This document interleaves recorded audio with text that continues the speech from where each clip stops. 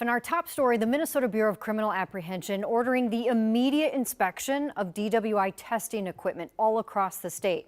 The agency is announcing this investigation in just the last few hours after discovering several different errors.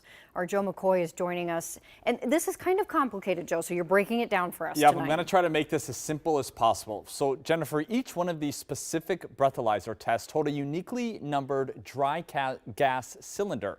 And what those cylinder does is it serves as the control during each test to ensure that the breathalyzer is measuring someone's blood alcohol level accurately.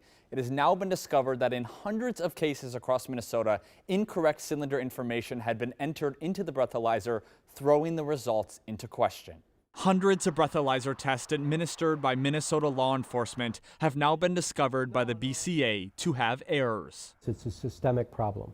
And that starts at the top, at the state crime lab. Criminal defense attorney Chuck Ramsey noticed the problem back in August when he discovered the control serial number documented for the breathalyzer tests conducted on his client did not match the serial number on the test actually used. Since then, the BCA says more than 200 tests in Aiken, Hennepin, Olmsted, Winona, and Chippewa County were discovered to have been administered with incorrect information. I have been inundated with literally hundreds of cases showing that the police used the wrong control sample.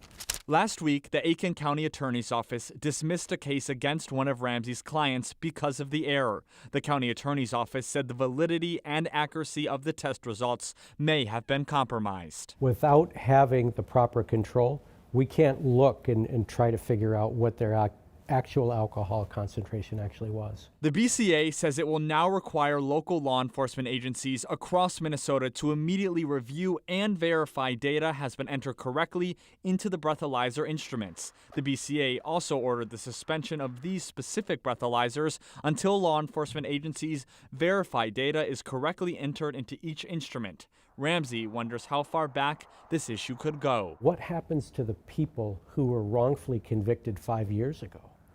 How do we make them whole? How about the people who lost their license?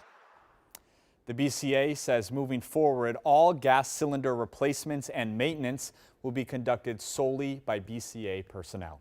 Jennifer. Quite the developments. He's got one win under his belt, and now with all these other cases, who knows what might happen. And that's what I asked him is like, how many cases could there be? And that's an unknown question right now, or an unknown answer, because the scope seems to be quite large. All right, I know you'll keep following it. Thanks, Joe.